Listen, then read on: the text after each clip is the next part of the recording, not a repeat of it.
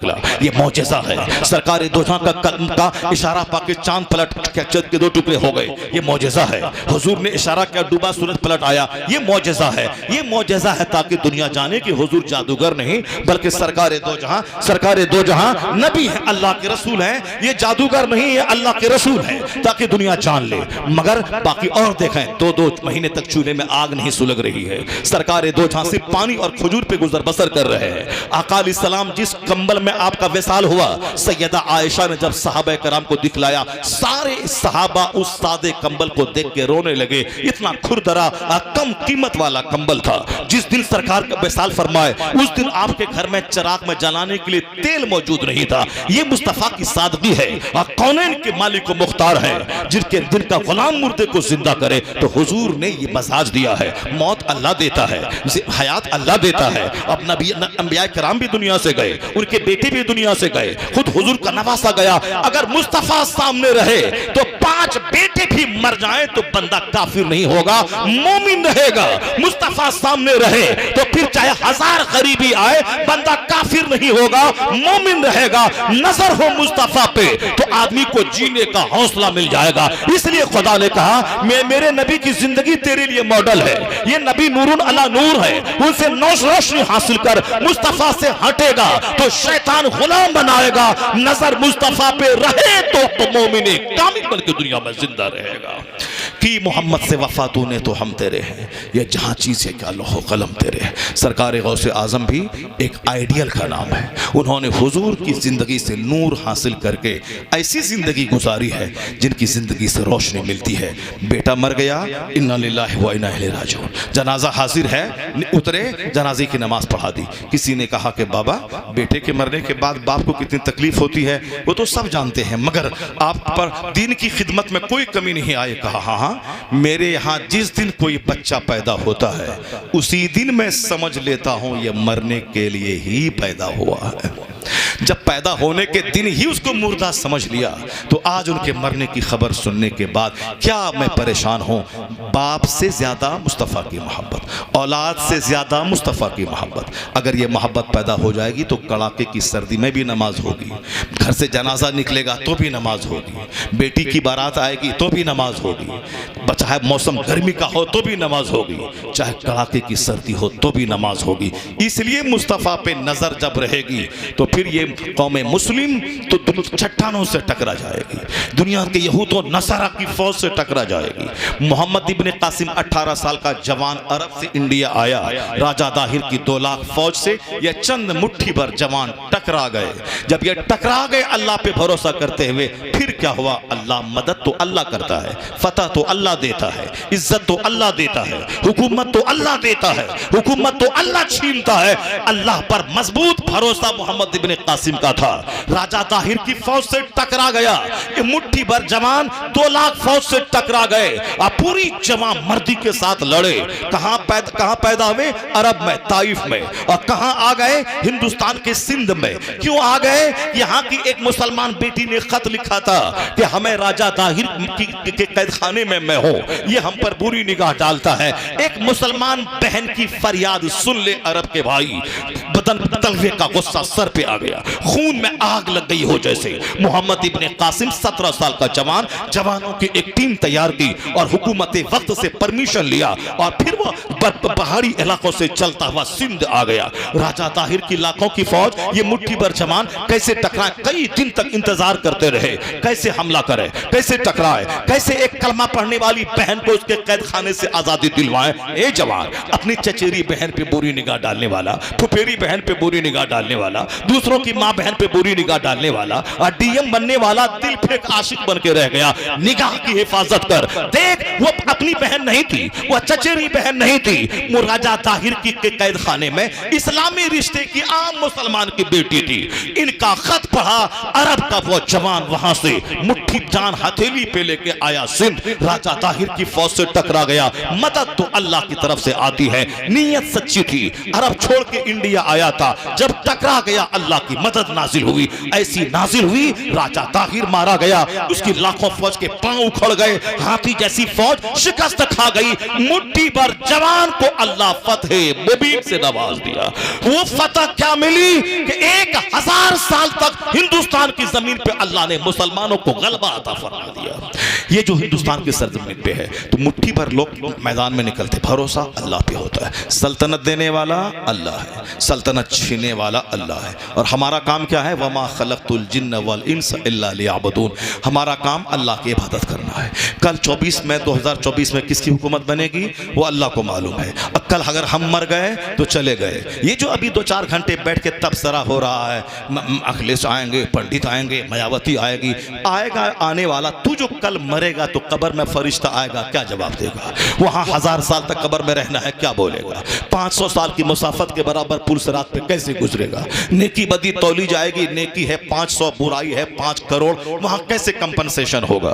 पुल सिरात से कैसे गुजरेगा? जो 500 साल की मुसाफत के बराबर जहन्नम के ऊपर में पुल है, बार से ज्यादा बारीक, तलवार से ज्यादा तेज, कैसे उस पे चलेगा? अगर गिरा 10 कदम गया, सीधे जहन्नम में गिरा, सबको गुजरना पड़ेगा। तबसरा उस पे होना चाहिए जहां खरबों साल, महासंख्यों साल, जहां मौत ही नहीं है। दुनिया में तो तकलीफ बढ़ी, मौत आ गई, मुसीबत आई, मौत आ गई, घर जला, मौत आ गई, काफिर ने हमला किया, मौत आ गई। मरने के बाद की जो जिंदगी है वहां तो मौत ही नहीं है, वहां तो मौत को ज़बह कर दी जाएगी। जन्नती जन्नत में रहो, जहन्नमी जहन्नम में रहो। अब सदा जलते रहो आग में, सदा हंसते मुस्कुराते रहो बाग में। असल इज्जत वहां की, असल आराम वहां का, असल तकलीफ वहां की। इसलिए गौसे आजम के सिलसिले के बुजुर्ग कहते हैं, एक बात गिरह बांध के रख ले कि कोई दुनिया का आराम जन्नत से बढ़ के नहीं है। जन्नत की जमीन हीरे जवाहरात की, जन्नत का मकान सोने चांदी की ईंट से बना हुआ, उस ईंट को मुश्क और कस्तूरी के कारे पे जोड़ा गया होगा। और जन्नत के हर मकान के नीचे शराब पाकीज़ा और दूध खालिस और शहद खालिस की नहरें बहेंगी। 70 बीवियां जो थूके तो समंदर का पानी मीठा हो जाए, वो हुस्न और जमाल की मुजस्समा एक एक जन्नती के निकाह में आएंगी।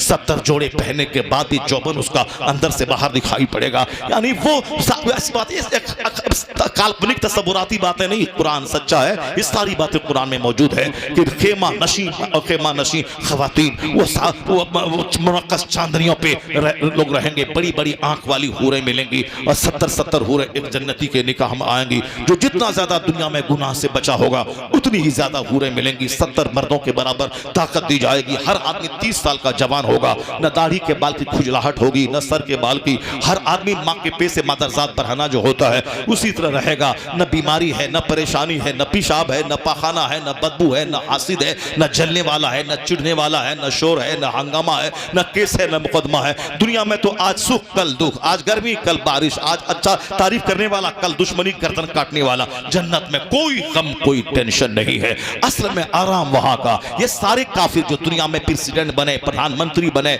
जो बाइडन बने, नेतन्याहू बने, 1000 साल तक इसराइल का में हुकूमत करे, कुछ भी करे। अल्लाह ने नमरूद को हुकूमत दी, फिर जब वह बिगड़ा तो मामूली मच्छर से तड़पा तड़पा के मार दिया। अल्लाह ने फिरौन को हुकूमत दी, और जब वह परेशान करने लगा बनी इसराइल को, अब लाखों को ज़बह करने लगा, लड़की को जिंदा रखने लगा, जनाबे मूसा का दुश्मन बना, उनका पीछा किया। अल्लाह ने 400 साल की छूट दिया और समंदर में तड़पा के डुबा के मार दिया। ये 70 साल की क्या औकात है, ये 14 साल की क्या हैसियत है? क्यों तुम घबरा गए? क्यों तुम कहने लगे अल्लाह कहाँ है, रसूलुल्लाह कहाँ है, मुस्तफा कहाँ है, गौसे आजम कहाँ है? एक मौलवी उस पढ़ने के जमाने में कुरान खानी करता रहा, इस्लाम नहीं सीखा, वो बोल रहा था, क्या बोल रहा था? उस सद्दाम के हमले के वक्त में गौसे पाक अपने शहर को नहीं बचा पा रहे हैं, वो हिंदुस्तान को क्या बचा पाएंगे? मेरे साथ पढ़ने वाला मौलवी इस तरह की बातें कर रहा है, जो इस्लाम नहीं पढ़ा है, जो कुरान नहीं पढ़ा है, जो नहीं जानता है। 400 साल फिरौन जैसे घटिया काफिर जो खुदाई का दावा करने वाला था, उसको अल्लाह ने हुकूमत दी। और जब वह मूसा अलैहिस्सलाम के पीछे पड़ा, समंदर में तड़पा तड़पा के डुबा के मार दिया। पता चला 400 साल 4 सेकंड है, 14 साल 1 सेकंड है। और तुमको तुमको लगता है कि ढेर दिन हो गया, कुरान में आया है तुम जल्दी में हो, अल्लाह जल्दी में नहीं। तुम जल्दी में हो, अल्लाह जल्दी में नहीं है। अगर तुम्हारी तरह अल्लाह जल्दीबाजी करता, न तू पैदा होता, न तेरा बाप पैदा होता, न तेरा दादा पैदा होता। ये दुनिया तो 1000 साल पहले खत्म हो गई होती। जिस दिन तेरा परदादा नमाज छोड़ा था उसी दिन वो जमीन में धंस जाता।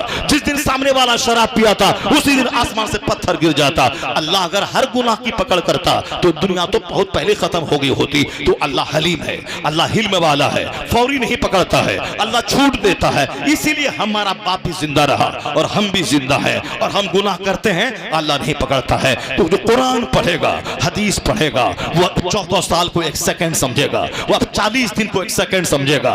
मरना तो है, चाहे शहादत की मौत मरो, चाहे अपने घर में तड़प तड़प के मरो, मरना तो है ही। अल्लाह रब्बुल इज्जत की हिकमत पे खामोशी का ताला ज़बान पे रहे। अल्लाह जो चाहा वो हुआ, जो होता है जो चाहेगा वो होगा। हुकूमत देने वाला अल्लाह, हुकूमत छीनने वाला अल्लाह। हमारा काम अल्लाह की इबादत करना, रमजान के रोजे रखना, पैसा दे तो हज करना, पैसा हो तो ज़कात देना, 5 वक्त नमाज पढ़ना, माँ बाप की खिदमत करना, अपनी जिम्मेदारी पे नजर रखना, अगर हालत ईमान में मर जाना।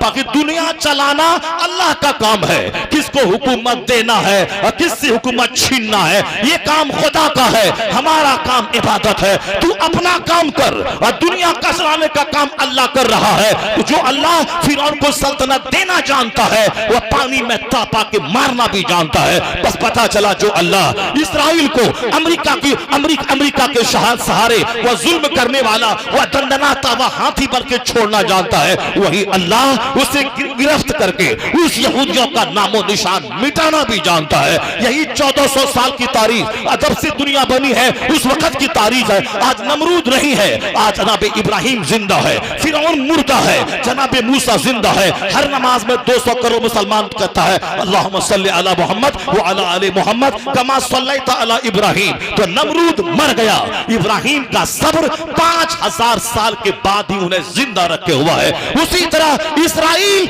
मरेगा, यहूदी मरेगा, मुशरिक मरेगा, और कुछ कोई गुल बाकी रहेगा, न चमन रह जाएगा, पर रसूलुल्लाह का दीने हसन रह जाएगा। अल्लाह सच्चा, अल्लाह की बात सच्ची, कुरान सच्चा, मुस्तफ़ा की बात सच्ची। मैं 2-4-10 आयतें पढ़ने वाला था ताकि जिससे रोशनी मिले, हौसला मिले। कुरान क्या कहता है, मगर चूँकि 1-2 आयत ही मैंने पढ़ी है, उसी में बहुत सारा वक्त चला गया है। इंशाअल्लाह फिर कभी मौका मिलेगा तो फिर मैं कुरान हदीस की रोशनी में आर्ट ऑफ लिविंग बताऊंगा, जीने का सलीका, रोशनी हासिल करने का सलीका। जिंदा रहिए तो गाजी बन के रहिए, मरिए तो शहीद बन के रहिए। तमन्ना दिल में रखिए कि ऐसा मौका अगर आ गया तो गर्दन रब के नाम पे कट गई तो उस मौत पे तो सारे ख़ानदान रश्क करेंगे। वह तमन्ना रखिए, तमन्ना पालिए, बुज़दिल बन के मत रहिए, हौसला रखिए। नमाज पंजगाना वक्त की पाबंदी सिखाती है, और ज़कात देना दिल को पाकीज़गी का सलीका ज़कात सिखाती है। हज एक फौजी मोर्चा की तरफ, मार्च की तरह, 40 लाख मरफात में 2 घंटे के बाद, मुज़दलिफ़ा में 2 घंटे के बाद, मिना में 2 घंटे के बाद, मक्का में फिर 2 घंटे के बाद मिना में। ये मश्क है, फौजी मश्क। नमाज, रोज़ा, हज, ज़कात जिहाद के लिए तैयार करती है, ताकि जब ऐसा वक्त पड़े कि मेरी बहन पे कोई हाथ बढ़ाए, हाथ तोड़ दे, मस्जिद पे कोई बुरी निगाह डाले, उसके डेने को तोड़ दें। ताकत रहेगी तब न तोड़ेंगे, और खुद ही जुल्म करेंगे तो जालिम का डेना कैसे तोड़ेंगे।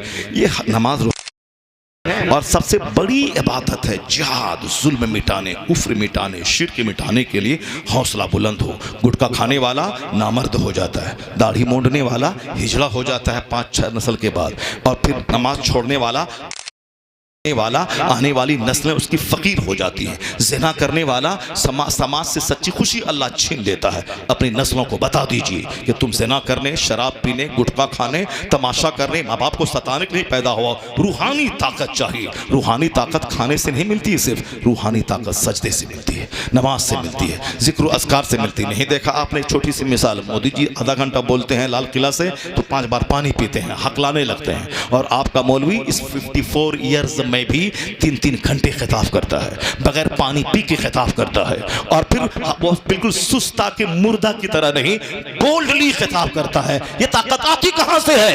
ये ताकत जो झूठ बोलेगा पानी पीना पड़ेगा, और जो कुरान हदीस सच बोलेगा रूहानी ताकत अल्लाह की तरफ से मिलती चली जाएगी। अल्लाह तबारक व तआला हमको और आपको सबों को रूहानी ताकत अता फरमाए। सारे नौजवानों को गुटखा बीड़ी सिगरेट छोड़कर खूब पढ़ें लिखें, डीएम बने, एसपी बने, जन्नती बने, नमाजी भी बने, माँ बाप का नाम रोशन करें, आलिमों का एहतराम करें, जलसे का एहतराम करें, कुरान हदीस फर्स्ट एंड फॉरमोस्ट पहले इसको पढ़ें, हुजूर की ज़िंदगी का मुताला करें, सरकार की हदीस पढ़ें। अल्लाह ताला आबाद रखे, शाद रखे। अगर कुछ जुमले, अगर कुछ हार्ड तल्ख ज़बान से निकल गए उसके लिए माजरत। अल्लाह ताला हमारी नस्लों को, हमारे गाँव को, दुनिया के सारे मुसलमानों को पक्का सच्चा मोहम्मदी बनने की तौफीक अता फरमाए।